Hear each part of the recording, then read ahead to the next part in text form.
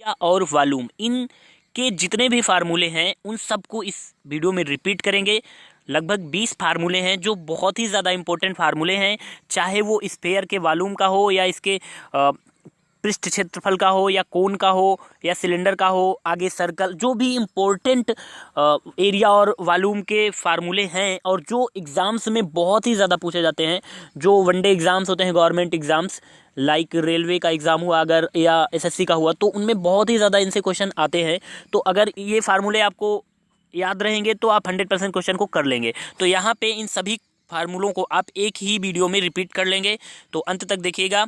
और वीडियो अच्छी लगेगी प्लीज़ इसको लाइक करिएगा और चैनल को सब्सक्राइब भी कर लीजिएगा। चलिए शुरू करते हैं। तो देखिए, पहले है गोले का आयतन। गोले का आयतन, ये एक गोले का आकार बना हुआ है और ये गोला जो है वो 3D आकृति का होता है, ठीक है, ध्यान रखिएगा।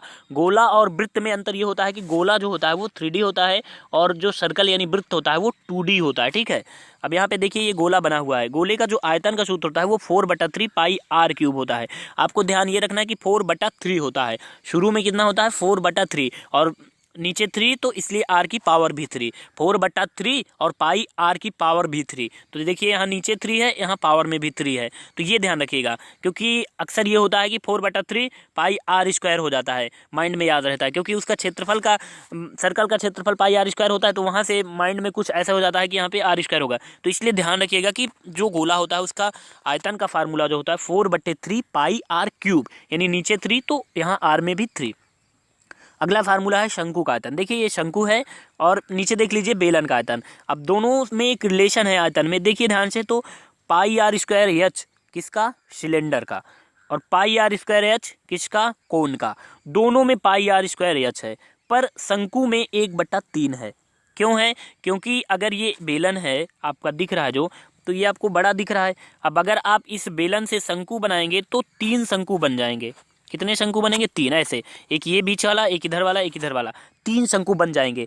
तो इसीलिए जो शंकु का आयतन हो जाता है वो किसी बेलन से माना जाता है कि मान लीजिए कटा है तो उसका 1/3 हो जाता है। अब इस बेलन का अगर आयतन 9 है तो इससे कटा हुआ ये शंकु, मान लीजिए कोई भी एक शंकु, उसका आयतन 3 हो जाएगा, क्योंकि 3 3 3 3 हो जाएंगे, तो फिर जोड़ेंगे तो 9 आ जाएगा। तो इसीलिए जो है, जो बेलन का आयतन होता है, सिलेंडर का आयतन होता है, वो पाई r² h होता है, और जो शंकु का आयतन होता है वो उसका तिहाई यानी 1/3 पाई r² h होता है। बिल्कुल पाई r² h बिल्कुल मत भूलिएगा। जो शंकु होता है, कौन होता है, उसमें 1/3 हो जाता है। क्यों हो जाता है? क्योंकि आपने यहाँ पे देखा कि 3 शंकु कटते हैं एक बेलन से। कैसे करते हैं आपने वो भी देख लिया। तो आपको ध्यान रखना है एक फार्मूला की, जो बेलन यानी सिलेंडर का आयतन का फार्मूला होता है वो पाई r² h होता है, और फिर उसके बाद जो शंकु का हो जाता है वो उसका 1/3 यानी 1/3 आ जाता है शुरू में। बाकी पाई r² h बराबर होता है, ठीक है। तो ये इससे आपको ध्यान रहेगा। अब अगला देखिए, घन का आयतन। ये एक घन का आकृति दी गई है। घन में क्या होता है? सभी भुजाएं बराबर होती हैं, लंबाई, चौड़ाई, ऊंचाई ए अगर हैं तो फिर इसका आयतन हो जाएगा a⁴, ठीक है, a⁴। अगर सभी लंबाई, चौड़ाई, ऊंचाई तीनों भुजाएं समान हैं तो वो घन यानी क्यूब कहलाएगा, और फिर उसका आयतन का फार्मूला ये हो जाएगा। अगर मान लीजिए कुछ क्यूब ऐसे क्यूब ना होकर के ये क्यूबिक है, मतलब ऐसे है, लंबाई, चौड़ाई और ऊंचाई अलग अलग हैं, ऐसे ऐसे मान लीजिए बना है, ये L है लंबाई, ये B है, ऊंचाई H है, मान लीजिए ये 3 है, ये 4 है, ये 5 है, ऐसे करके अलग अलग मतलब ऊंचाई, लंबाई, चौड़ाई है, तो फिर वो घन नहीं हो जाता, वो घनाभ होता है, ठीक है। तो यहाँ पे जो घन का होता है वो तीनों भुजाएं बराबर होती हैं और इसका आयतन का फार्मूला a⁴ हो जाता है, इसको ध्यान रखिएगा। देखिए, अगला है गोलार्ध का आयतन। गोलार्ध का आयतन मतलब क्या होता है कि जो आपका ये गोला है, ये तो गोला था, इसका आयतन आपने जाना था कि 4/3 पाई, अब यहाँ नीचे 3 है तो r की पावर भी 3, ये अभी आपने सबसे पहले जाना था। अब गोलार्ध का मतलब ये है कि आधा गोला की ही बात चल रही है।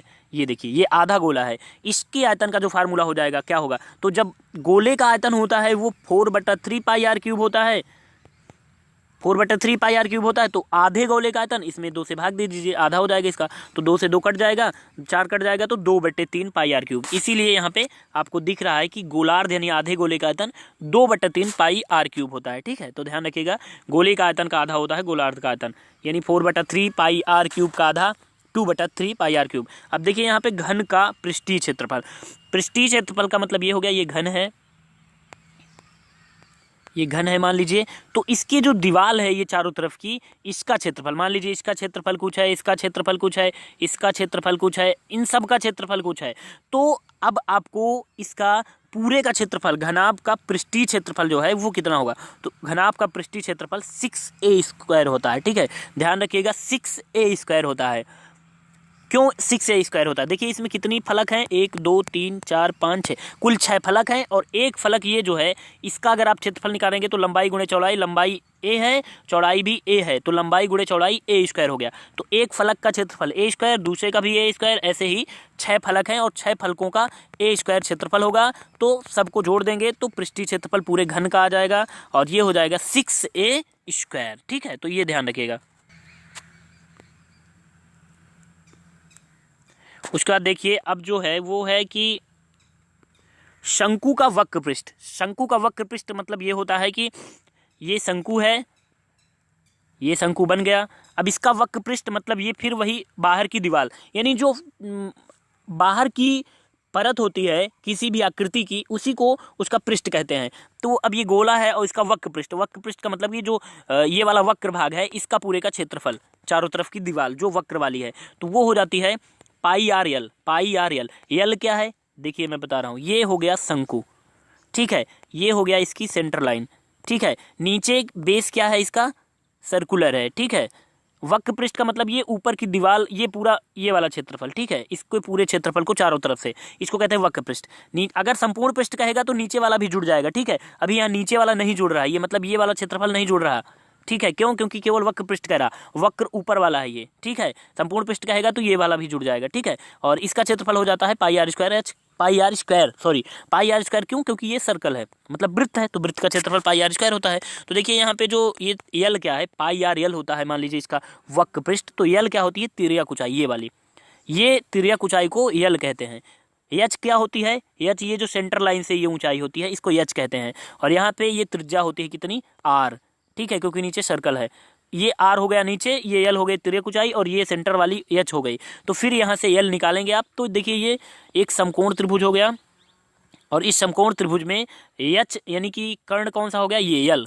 तो यल बराबर हो जाएगा कर्ण बराबर आधार का स्क्वायर धन लंब का स्क्वायर, तो यह अंडर रूट एच स्क्वायर धन आर स्क्वायर। तो यल का मान जो आएगा वो अंडर रूट यल स्क्वायर और सॉरी एच स्क्वायर और आर स्क्वायर आएगा। ठीक है, और यहाँ पे यल दिया गया है, तो यल का मान कितना आएगा, तिर्यक ऊंचाई यल बराबर कितना हो जाएगा, अंडर रूट एच स्क्वायर धन आर स्क्वायर। ये क्योंकि जो सेंटर से ऊंचाई है और त्रिज्या है वो मिला करके एक समकोण त्रिभुज बना रहे हैं। ठीक है, उसके बाद शंकु का वक्र पृष्ठ हो गया पाई आर यल। ध्यान रखिएगा कितना है शंकु का वक्र पृष्ठ, पाई आर यल। पाई आर यल वक्र पृष्ठ कितना है, पाई आर यल। शंकु का आयतन कितना था, 1/3 pi r square, pi r square h. ठीक है, ये आयतन था, और वक्र पृष्ठ पाई आर यल। यल बराबर कितना होता है, अंडर रूट एच स्क्वायर धन आर स्क्वायर। एच क्या होता है, सेंटर से ऊंचाई, और आर क्या होती है, त्रिज्या। आगे देखिए गोले का वक्र पृष्ठ, गोले का वक्र पृष्ठ, अब गोला है, इसका वक्र पृष्ठ की बात चले, यानी चारों तरफ की दीवार का क्षेत्रफल, जो ये आवरण है इस आकृति का, उसके चारों तरफ की दीवार का क्षेत्रफल। तो वक्र पृष्ठ कितना हो जाता है, 4 पाई आर स्क्वायर।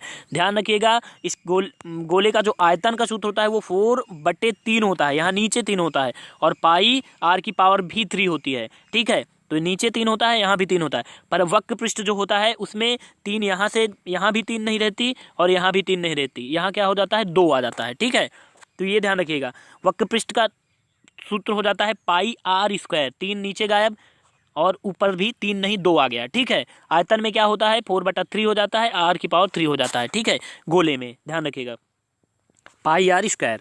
आगे देखिए आयत का क्षेत्रफल, ये एक आयत है, इसकी लंबाई अगर यल है, चौड़ाई अगर बी है, तो लंबाई गुणे चौड़ाई इसका क्षेत्रफल हो जाएगा। वर्ग का क्षेत्रफल, वर्ग क्या होता है, ये बना है वर्ग, इसकी चारों भुजाएं बराबर होती हैं। मान लीजिए अगर ए चारों भुजाएं हैं तो इसका क्षेत्रफल हो जाएगा ए स्क्वायर। ठीक है, आगे है बेलन का वक्र पृष्ठ। बेलन ये है बेलन। ठीक है, अब इसका वक्र पृष्ठ कह रहा, वक्र पृष्ठ का मतलब ये वाली जो दीवार है, ठीक है ना, ये दीवार जो है ये इतना, इसका क्षेत्रफल चारों तरफ से ये क्षेत्रफल। ठीक है, अगर संपूर्ण पृष्ठ कह देगा तो ये वाला यानी पाई आर स्क्वायर, इसका क्षेत्रफल पाई आर स्क्वायर ही तो होगा, क्योंकि वृत्त बना है ऊपर वाला ढक्कन, और नीचे का जो ढक्कन टाइप है ये भी एक वृत्त है, तो इसका क्षेत्रफल हो जाएगा पाई आर स्क्वायर। ठीक है। तो ये दोनों यानी पाई आर स्क्वायर इन दोनों को भी जोड़ देना होगा अगर संपूर्ण पृष्ठ कह दे पूरे बेलन का। पर अभी क्या कह रहा है, वक्र पृष्ठ। वक्र पृष्ठ मतलब कि क्या हो गया, इसका पूरा केवल चारों तरफ की दीवार, यानी कि ये जो दीवार है चारों तरफ से, इसका क्षेत्रफल कह रहा है। तो इसका क्षेत्रफल हो जाएगा 2 पाई आर एच। ध्यान रखिएगा 2 पाई आर एच कितना होता है, 2 पाई आर एच। 2 पाई आर एच ये होता है बेलन का वक्र पृष्ठ। अब देखिए किसी त्रिभुज का क्षेत्रफल निकालना है, मान लीजिए अब ये त्रिभुज है, कह दिया कि इसकी लंबाई 3 है, मान लीजिए इसका कह रहा बेस 3 है और दूसरी भुजा 5 है, तीसरी भुजा 4 है, मतलब 3 भुजाएं दे दिया त्रिभुज का और कह रहा है कि इसका क्षेत्रफल निकालिए। तो फिर आप कैसे निकालेंगे, वैसे आपको पता है कि कोई भी त्रिभुज होता है तो 1/2 आधार गुणे ऊंचाई करके आप निकाल लेते हैं, पर यहाँ पे आधार आपको पता नहीं और ऊंचाई भी नहीं पता आपको, ठीक है। तो फिर क्या करेंगे, तो फिर आपका फार्मूला ये हो जाएगा, त्रिभुज का क्षेत्रफल बराबर √S S - A S - B S - C। आपने इंटर में इसका प्रयोग किया होगा। अब देखिए यश का मान क्या होता है, यश का मतलब होता है अर्ध परिमाप। देखिए परिमाप जो होता है इसका मतलब चारों तरफ की सीमा रेखा जो होती है वही परिमाप होती है। अगर इस त्रिभुज में बात करेंगे तो ये परिमाप हो जाएगा, देखिए ये लंबाई धन ये लंबाई धन ये लंबाई, तीनों लंबाई जोड़ देंगे तो परिमाप आ जाएगा। अगर यहाँ बात करेंगे तो ये 3 5 8 4 12 हो गया परिमाप, ठीक है। मतलब जो चारों तरफ की दीवार होती है, चारों तरफ की दीवार की लंबाई जो होती है, लंबाई उसको कहते हैं परिमाप, चाहे जो भी आकृति हो, ठीक है। अब ये त्रिभुज में ये वाली तीनों को जोड़ देंगे तो फिर ये परिमाप हो गया। अब पर यहाँ पे यश जो है वो परिमाप नहीं है, वो अर्ध परिमाप है, इसीलिए तीनों को जोड़ने के बाद आधा भी करेंगे। देखिए इसीलिए लिखा गया है A धन B धन C बट्टे 2। तो यश जो होता है वो अर्ध परिमाप होता है, इसलिए A धन B धन C तीनों भुजाओं को जोड़कर आधा कर दिया जाता है। अर्ध मतलब आधा, परिमाप मतलब परिमाप। परिमाप जैसे यहाँ पे 12 आ गया, 2 से भाग कर देंगे तो 6 आ जाएगा। फिर आप यहाँ लिखेंगे 6 6 - 3 6 - 5 6 - 4 और फिर हल कर लेंगे अंडर रूट में तो क्षेत्रफल आ जाएगा बहुत ही आसान तरीके से। आगे देखिए अब ये वृत्त का क्षेत्रफल है, ये वृत्त है। वृत्त के बारे में आपको पता है, सेंटर होता है बीच में, त्रिज्या होती है, त्रिज्या अगर r है इसकी तो फिर वृत्त का क्षेत्रफल हो जाएगा पाई आर स्क्वायर वृत्त का क्षेत्रफल हो जाएगा अगर इसकी त्रिज्या r है। परिधि कितनी हो जाएगी, परिधि जो होगी वही परिमाप होगा। परिधि का मतलब ये चारों तरफ की दीवार, और परिमाप को भी किसी भी आकृति का परिमाप उसकी चारों तरफ की दीवार ही होती है की लंबाई। तो ये लंबाई जो हो गई ये चारों तरफ की, अभी देखिए मैं बता रहा हूँ आपको। मान लीजिए ये एक धागे से बना हुआ वृत्त है, तो ये जो धागे की लंबाई जितनी होगी वही इसका परिमाप होता है, वही इसकी परिधि होती है। और सूत्र क्या होता है 2 पाई आर। तो परिधि जो होती है वृत्त की वो 2 पाई आर होती है। और आपको हो सकता है क्वेश्चन में कह दे कि जो वृत्त है उसका परिमाप इतना है, तो परिमाप का मतलब भी परिधि हो गया, ठीक है। 2 पाई आर परिधि और परिमाप दोनों होते हैं, बहुत ही इंपॉर्टेंट है, ध्यान रखिएगा। अब हम चलते हैं समांतर चतुर्भुज का क्षेत्रफल निकालते हैं। तो देखिए समांतर चतुर्भुज जो होता है उसका क्षेत्रफल होता है 1/2 एक भुजा गुणे दोनों भुजाओं के बीच की दूरी, ठीक है। अब अगर हम इसकी बात करेंगे तो मान लीजिए ये भुजा 5 है और बीच की दूरी इनकी 6 है, तो फिर क्या हो जाएगा 1/2 5 गुणे 6, ये हो जाएगा समांतर चतुर्भुज का क्षेत्रफल, ठीक है। तो एक भुजा और एक भुजाओं उन दोनों भुजाओं के बीच की दूरी जो उसके समांतर हो, ठीक है, उनके भुजाओं के बीच की दूरी और उसका आधा कर देंगे तो समांतर चतुर्भुज का क्षेत्रफल आ जाएगा। अब देखिए गोले का संपूर्ण पृष्ठ, अच्छा ये तो अभी हमने कर लिया 4 पाई आर स्क्वायर, गोले का संपूर्ण पृष्ठ। और आयतन कितना होता है 4/3 पाई आर क्यूब, ठीक है। अब देखिए त्रिभुज का क्षेत्रफल जो होता है, त्रिभुज का क्षेत्रफल, तो त्रिभुज का जो क्षेत्रफल होता है वो होता है 1/2 आधार गुणे ऊंचाई, 1/2 आधार गुणे ऊंचाई। आधार कुछ भी हो सकता है, देखिए अगर ऐसे आकृति बनी है तो ये आधार हो गया और इसकी ऊंचाई ये हो गई, अगर इसको आधार मान लेंगे तो इसकी ऊंचाई ये हो गई, ठीक है।